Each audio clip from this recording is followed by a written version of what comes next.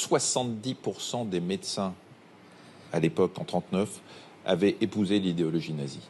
70%. Adolf Hitler a demandé à Walter Hallstein de préparer le projet de construction européenne.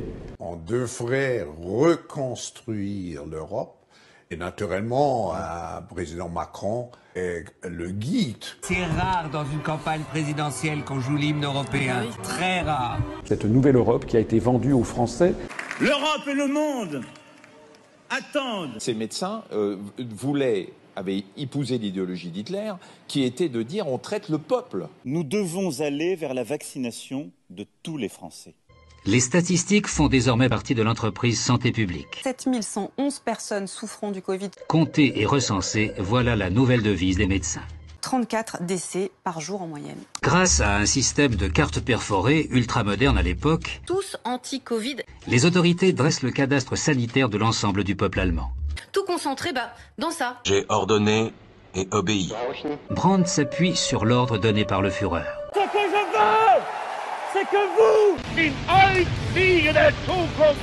je n'ai pas envisagé qu'un décret du chef de l'État puisse m'amener à commettre un acte criminel. Mais maintenant, votre responsabilité. Vive la France! Il s'est avéré que tout le monde, partout, faisait comme si c'était parfaitement normal. Les Juifs peuvent plus aller dans des musées, des lieux de culture, dans un café, dans les cafés, les restaurants, dans un cinéma, de loisirs. Les Juifs sont mis au banc de la société totalement.